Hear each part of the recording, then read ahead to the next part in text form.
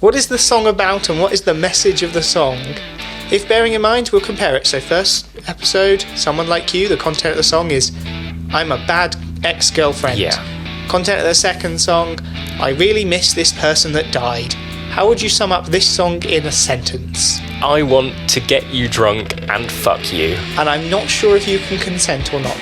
Hello and welcome to Biggest I Ever Had. Biggest I Ever Had is a limited music series. Each Tuesday, Dan and Dave examine a song from the top 25 biggest singles of all time. As they are based in the UK, they only look at the top 25 biggest selling singles in the UK, and not necessarily worldwide.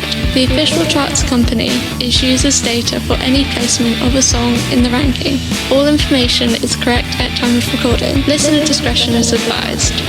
The views and opinions expressed are that of Dan and Dave, respectively, and do not represent the views and opinions of anyone else. Dan and Dave are not affiliated with the official charts company, nor any related music or media company. Profane language is used throughout, and this podcast is not suitable for minors. Yo, episode 3. Yeah. Hello. We've made it. We have made it. It's now a trilogy at least. Of this. Well, there's a teaser.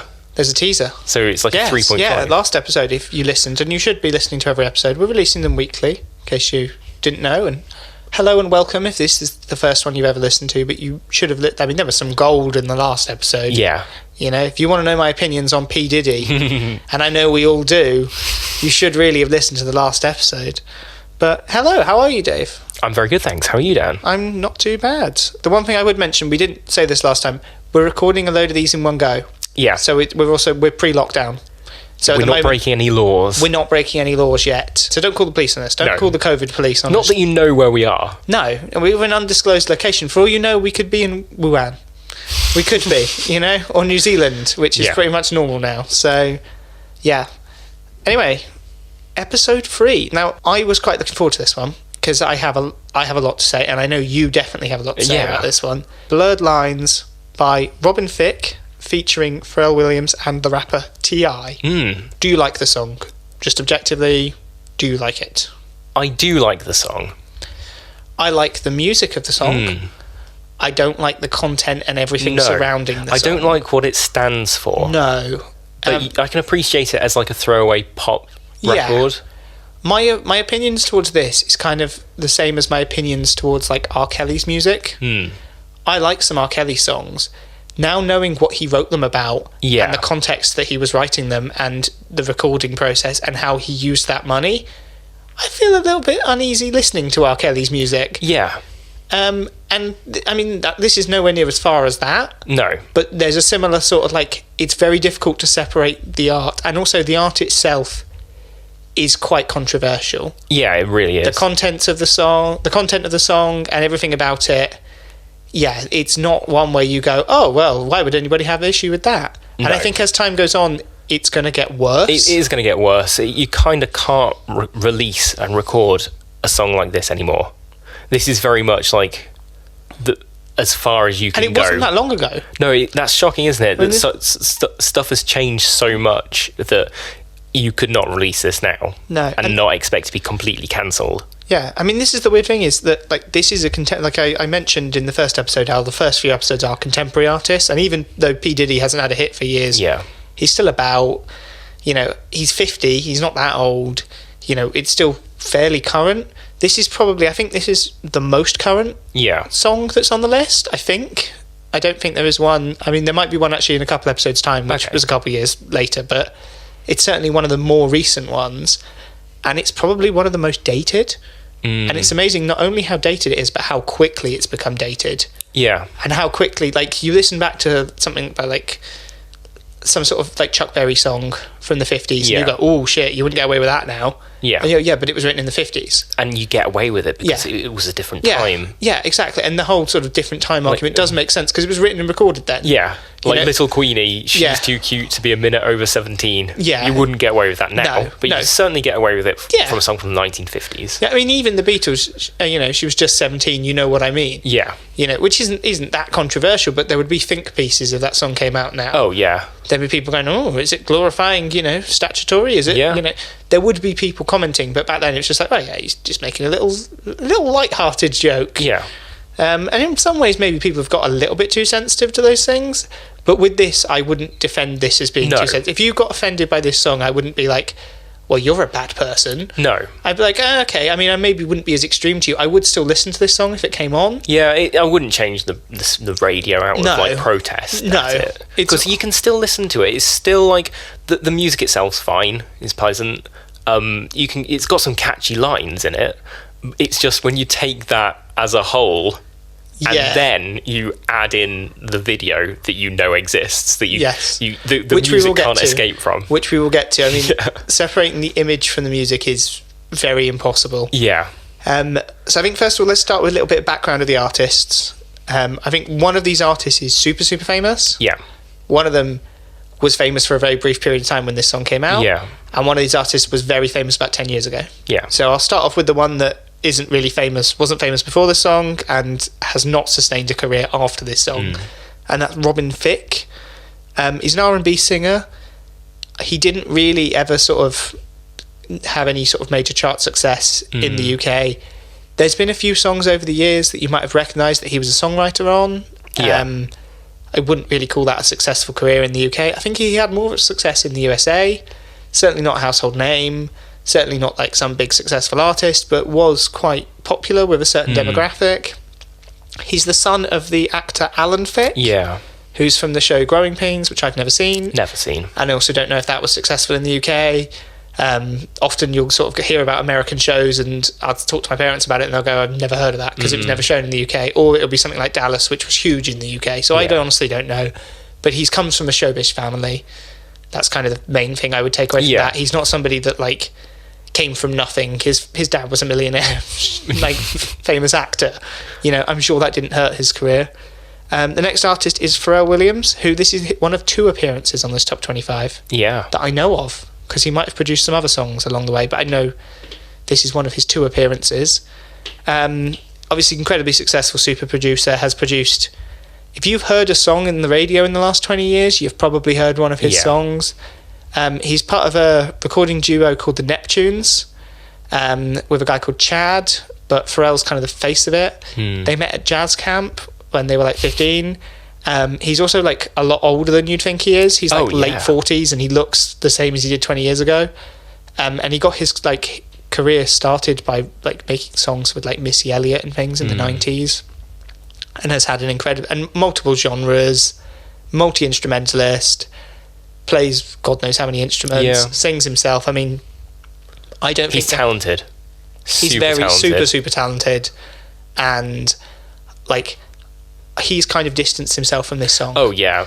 And you know, I think that we're going to say a lot of bad things about this song during this episode. And like just I said, to pre-warn you. And like I said, we do both like it as music. Yeah. You know, I do like it. I think it's a catchy song. Yeah. It was actually the first song I ever downloaded on my iPod. Wow. Well, I bought an iPod. You contributed to these figures. I did. When I bought, this is the first one actually. That I bought Someone Like You. I bought the album. I never bought the single, but I bought the album. So I guess maybe that kind of impacts it. But I did buy this song. And also, it's permanently on my iPhone because I've yet to figure out how to delete. Every time I delete songs that used to be on my iPod, which are saved like on the cloud, it won't delete. Which is why my iPod, if you go in the music app, it's like a time capsule of songs I was listening to in like 2013. I've got a Justin Timberlake album, which I was listening to, The Heist by Macklemore, and a Bruno Mars album.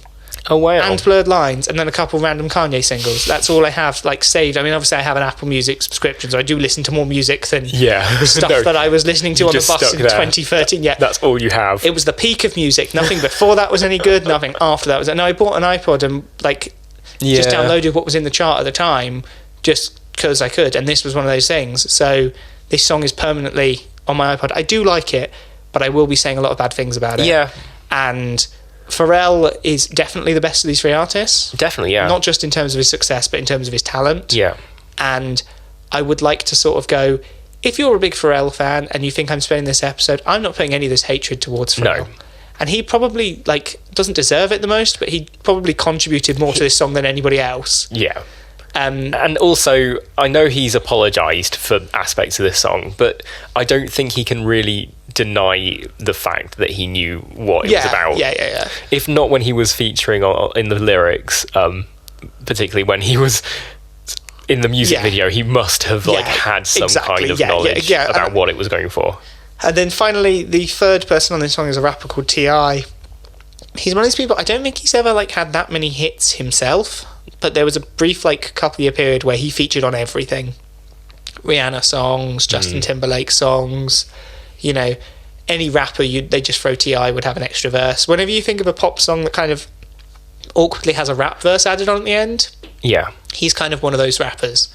He's not bad. He seems fine. His verse is bad on this. His verse is very bad. It has a couple of the worst lines. Oh yeah, no, the worst line. The worst line, which I'm sure we'll get into. But yeah, so he's a perfectly fine rapper. And again, I don't want to seem like I'm criticising. I don't know how popular these people are. Like T.I, I know how popular Pharrell is. I don't know if he's got a subsection of people that are super, super into him. In which case, I kind of want to just go, okay, I'm only judging him for this song. I'm not judging his really career. like Pharrell. Yeah, I really like Pharrell, and again, T.I is fine. So let's get into the song. Again, the music's the first thing I'm just going to talk about. It heavily borrows, and that's politely putting it, from a Marvin Gaye song called Got to Give It Up, to a lot of controversy, which we will get to. Musically, I think that's a lot of the reason I like the song. Yeah, I think that's the main thing that people listen to in the song, other than a couple of the hooks. I think people can skim past the majority of the lyrics because the beat's so funky. Yeah, and it's very catchy. It's like a throwback kind of sound, isn't it? Do you want to go? I will hand it over to you. Do you want to talk about the lyrical content of the song? What is the song about, and what is the message of the song? If bearing in mind, we'll compare it. So first episode, Someone Like You, the content of the song is, I'm a bad ex-girlfriend. Yeah. Content of the second song, I really miss this person that died. How would you sum up this song in a sentence? I want to get you drunk and fuck you. And I'm not sure if you can consent or not. No, because there are blurred lines between what you want and what I think you want. Yes. And that is pretty, and that is understandably pretty controversial. Yeah. This is like Baby It's Cold Outside. Yeah. It's like a lyric like that where it's it sounds like you don't want it. This is more overt than Baby It's Cold Outside. Because at least back then you had the social context that people were meant to not want that. They were meant to say, oh no, I don't want that. That was what was expected. But this is she could arguably be playing coy. Yeah, and that's what I think a lot of people who are proponents of that song say. Yeah. But this is there is no female voice in this. It is just Robin Thicke imposing this. I think have you seen that meme? I think it was from a Scottish nightclub of that girl who's just there she's got this dull face look on her, and there's this really drunk guy shouting in her ear. Yeah. That's what that image, it's quite a famous image, it was shared quite a bit. Yeah. That image is what this song is. Yeah. I just think of drunken idiots at nightclubs with girls that are where are my friends? Not interested. My friends picked the worst time to go to the toilet. Yeah. Now I'm on my own. No, you can't buy me a drink. No, I don't want to have sex with you. Yeah. And the guy's not getting it. Yes. The guy's not getting it because he's so out of it. Yeah. And he's just on his primal instincts, which is just get her to bed. I don't know if I'd say primal instincts because that makes it sound like all men are like no, this. obviously not all men. We're both men, so I think that helps the song. Yeah. Because I think if we were both women, there'd be this kind of you're declaring all men are rapists. There would be that argument. Yeah. I'm not saying that at all. There are certainly a subsection of men who relate a lot to this song. Yeah. And primarily, and everyone hates those men. Can we just put I don't like those men. I've met those men. I don't like those men. You see them every time you go out. And they get drunk, and then all they want to do is either fight or fuck. Yes. Yeah. Or they get themselves so drunk that they're going to try and do one of those things, but they just make a fool of themselves, and they can't even attempt to do either of them.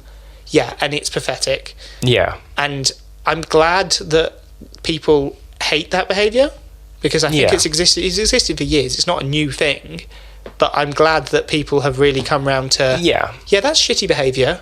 What do they call it? Chauvinism. No, not just chauvinism. There's a modern day term for it. Toxic masculinity. Toxic masculinity. Yeah, which I think it plays into. But the mortal sin of this is that it's not intelligent. No, it's not making a social comment. No, it's not. Even though Robin Thicke after this he tried to say it was a feminist thing, because one of the lyrics is, "This man is not your maker." But he's not talking about man, like, influencing her. He's saying, your ex-boyfriend didn't make you, I'm going to make you. Yeah. His dick wasn't good enough for you. No. But mine, however, is the power dick. I was listening to this song, and it's so weird how Robin Thicke seems to be fixated on the previous boyfriend. It's really weird. Like, he keeps saying things like, "This man is not your maker." It's almost as if he's more interested in beating his chest and showing that he's the bigger man, rather than actually listening to what she wants. Not even what she wants, but even having sex with her. He's more interested in showing the other guy. Yeah. And this also plays into the things like the imagery in the video where it's Robin Thicke has a big dick. Yeah. No one who has a big dick's gonna get balloons and put that in their music video. No. It seems like he is really insecure about himself in order to, like, first of all, write these lyrics, shoot that video, and include lines like that. There's two lyrics that really stand out as me being, like, unjustifiable. Yeah. The first one is the line, "I know you want it." Yeah. Which, in another context, could be sort of like, it could be allowed, you know? Like, yeah. But in this, it's very clear that, like, she doesn't want anything. No. And one of the most famous, like, things that, like, genuine rape victims say that their rapist says to them is, you know, "You want it, I know you want this." Like, you know, stop talking. And it's a defense, isn't it? Like, she wanted it. Yeah. And so, do you want to talk about the worst line of the song? Which doesn't come from Robin Thicke. No, so he gets some sort of, you know, he gets a bit of a pass on only having the second worst lyric in his song. Yeah. So it was part of the rap, wasn't it? It's something like, "I'll split your ass in two. Give you something big enough to split your ass in. Split your ass in two." Which is lovely imagery. That's not even, like, attractive, is it? That's not like a... No. The thing I find funny as well, when they used to censor that song on the radio, they missed that, no? They'd only censor the word arse. Yeah. Something big enough to your ass. There was something big enough to tear you in two. Like, as if you couldn't figure out the entire... In the clean version of the music video, they censor the dick in the balloons, but they don't censor that. No. Yeah, it's bizarre. It really, like... Yeah, it did fly under the radar, I think, because when you look at the people who love this song, there's a lot of, like, middle-aged women who really love this song. But I think because they get, like, it's a sexy kind of risque context. I think also, like, I mean, there's two ways to look at that. Yeah. What you've just said about the middle-aged women. The first one is, if I was to just be completely honest and use my rational head, people are thick and don't listen to the lyrics. Yeah. Which is what we were saying with the Someone Like You episode. You know, if you love that song and think it's like an anthem for women, you're not listening to the lyrics.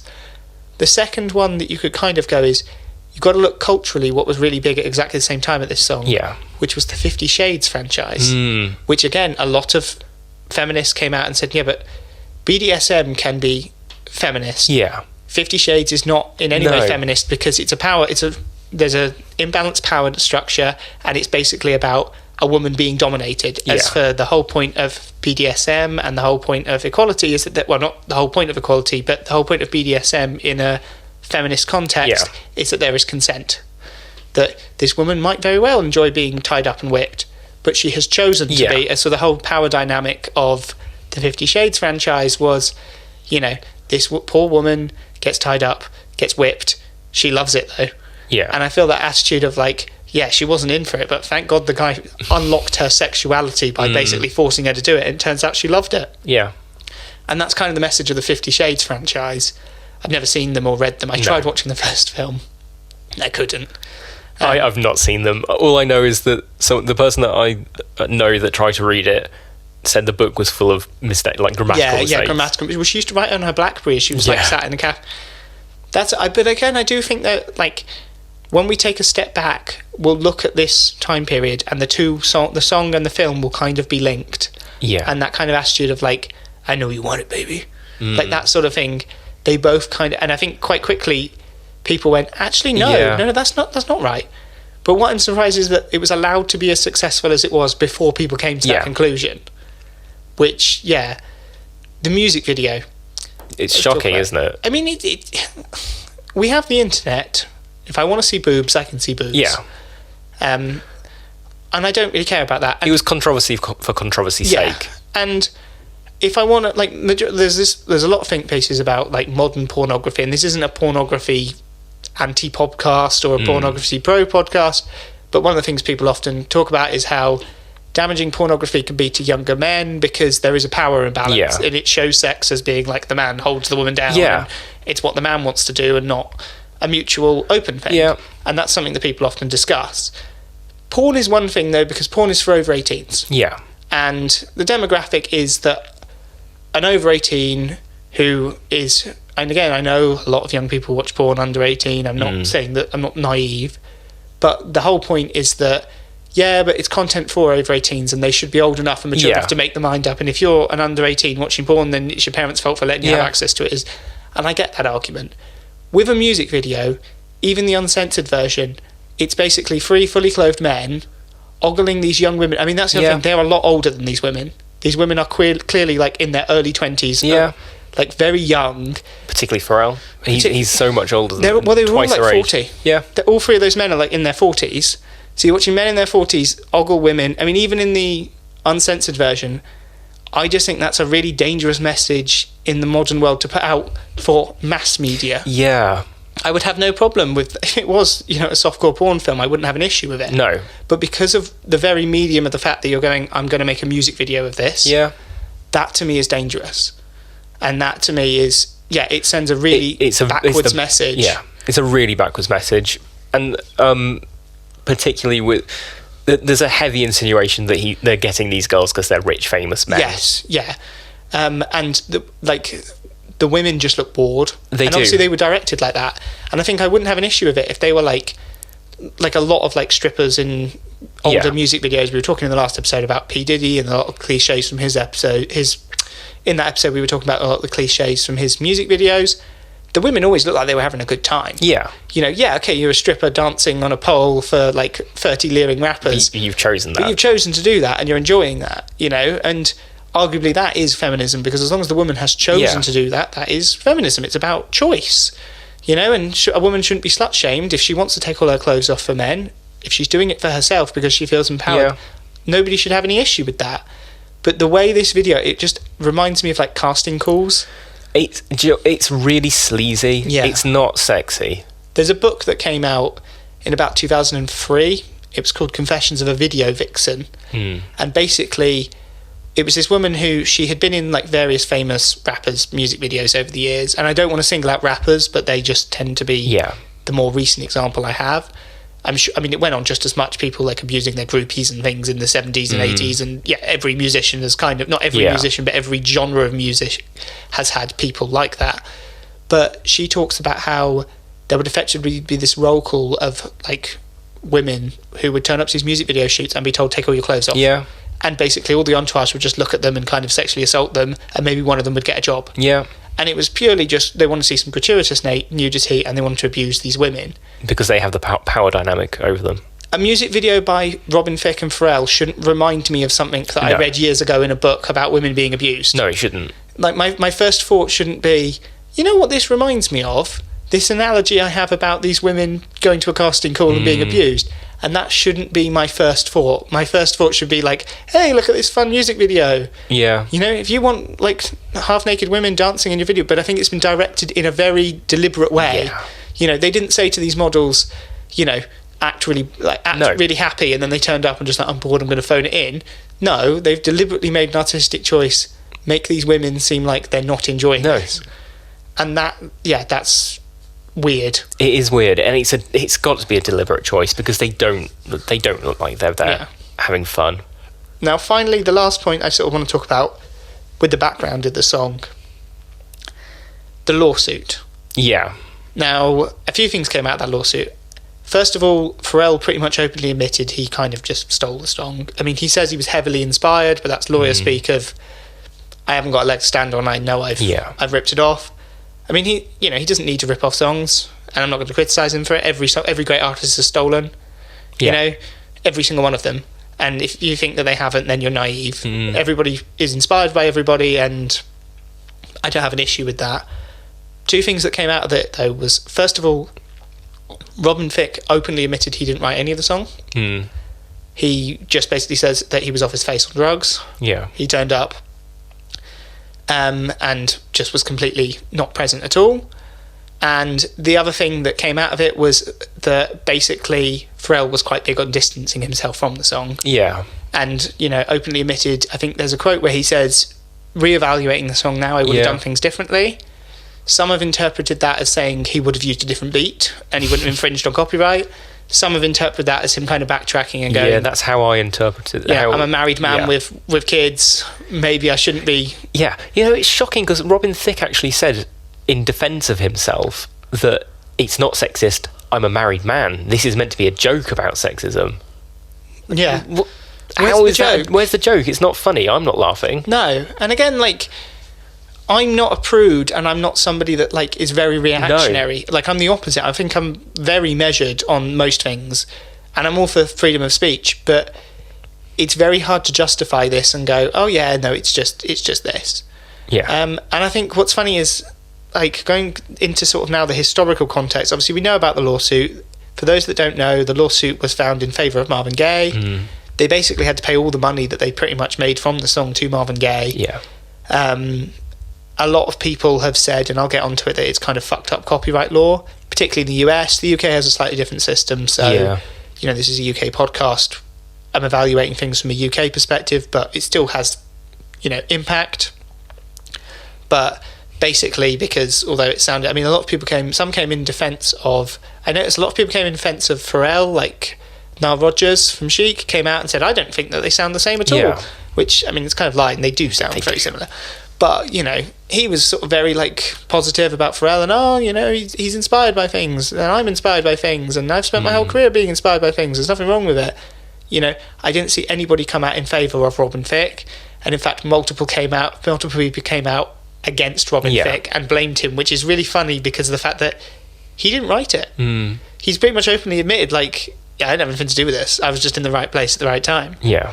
Some other R&B singer could have come in and no, but it would have happened and we'd be talking about them right now, potentially. So I think it's funny that kind of all the negative persona has been put onto the artist who probably did the least. And like we said, the worst line comes from T.I. Do you think he gets a free pass because he's a rapper? And we just kind of expect that rappers treat women like shit? Maybe, because I don't know. That's definitely. I don't think. T.I.'s career has not ever been that great, but I don't think he's been cancelled in the way that some artists have. I don't think people are remove every T.I. thing from R. Kelly is being, again, to turn it back to R. Kelly, and this is nowhere near as bad as R. Kelly. No. But Spotify have made a deliberate choice to ban his songs from playlists. Yeah. So you can listen to R. Kelly's music, and also there's a bit of a weird legal thing with the streams. You can listen to R. Kelly's music and not worry about it helping pay for his defence because there's some legal rule where it goes into an account and he's in arrears anyway, so don't worry, you can listen to it guilt-free. You're not funding paedophilia by listening to R. Kelly's music. I can just put that out there. But I don't feel that they've done the same to T.I. And T.I.'s just kind of got free pass. And like you said, he kind of got the worst lyric, so I don't know why he kind of gets, but he does. And I think the other thing that I find really strange, as we said, this isn't a very old song. No. And we struggled with the Someone Like You, which is only 9 years old. Yeah. This is a more recent song. This is only 7 years old. I can definitely tell you the lasting impact of this song.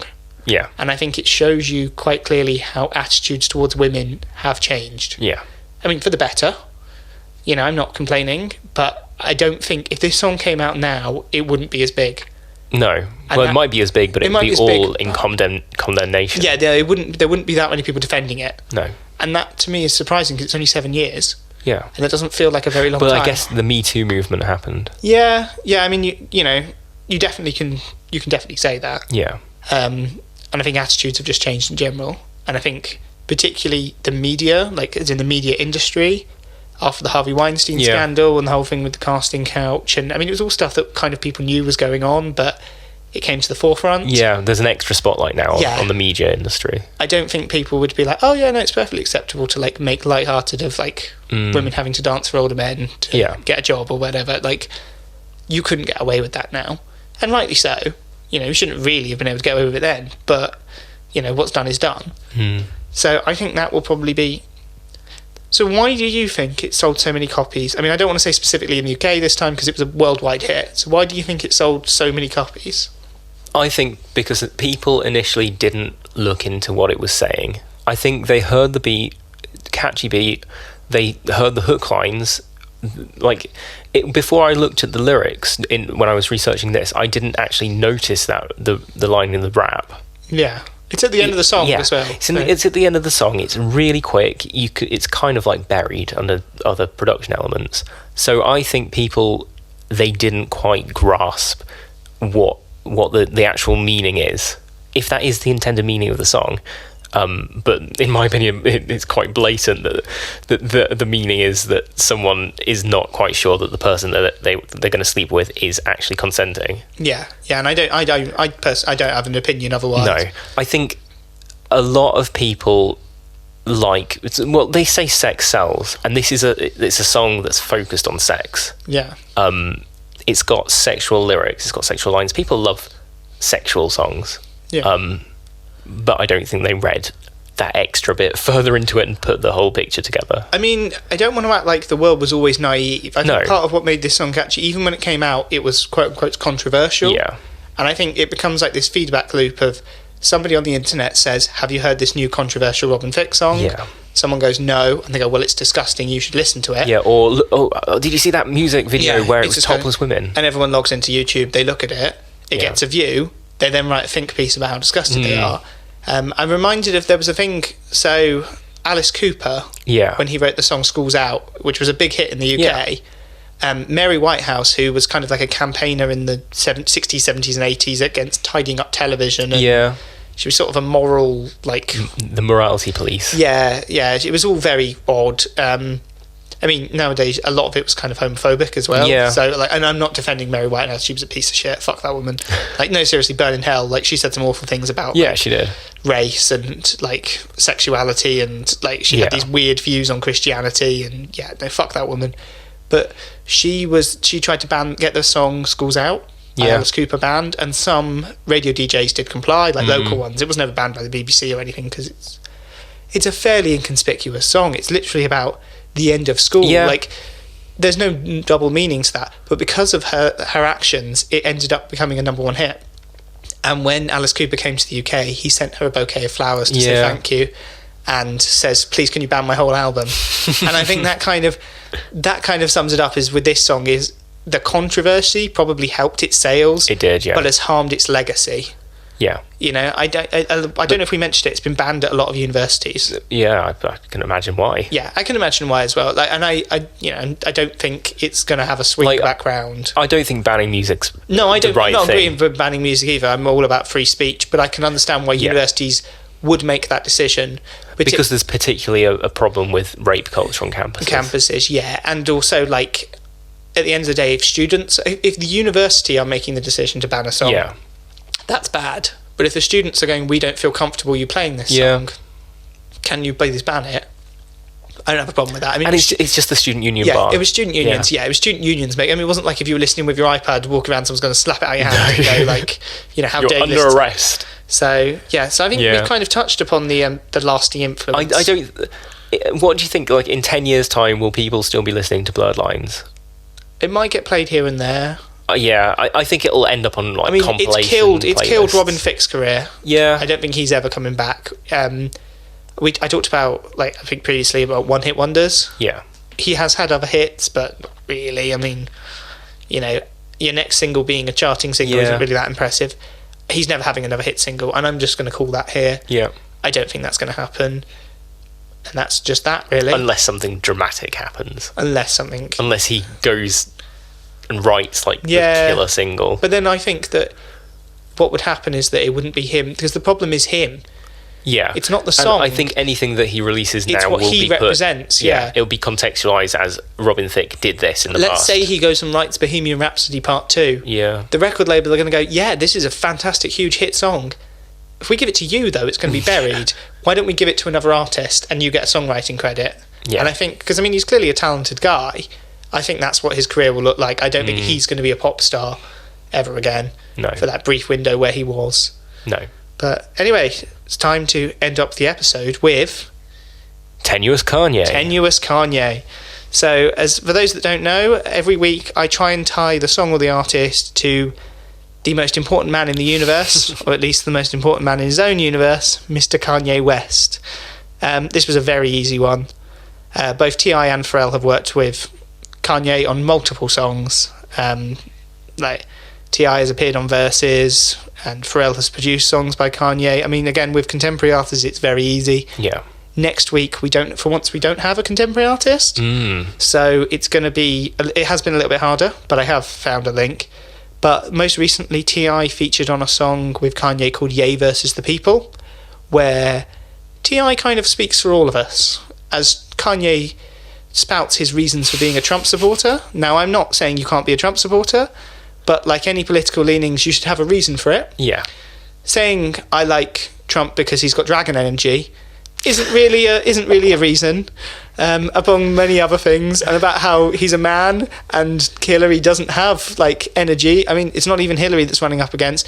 Kanye doesn't know what the fuck he's talking about, and I mean, that's not surprising. He's mentally unstable. He's mentally unstable, and he's been quite open about that, and it's kind of kicking a dog when it's kicking a billionaire dog down when it's down, but it does feel a bit kicking a dog when it's down to make fun of his mental illness, but he is mentally ill. Yeah. T.I., it's kind of a back and forth song. It's called Ye versus the People.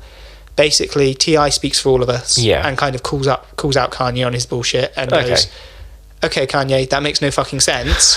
And Kanye eventually concedes at the end of the song, goes, why don't we just shut up and let the people think? Which is kind of just like, I don't have any more verses because I was just going to rant and shout, but you've apparently decided to turn up and be very respectful and have thought about what you're saying, so we'll just end it here. So yeah, that's probably my favourite link between the two. I highly recommend, if you want to laugh, to listen to that song, because it is funny.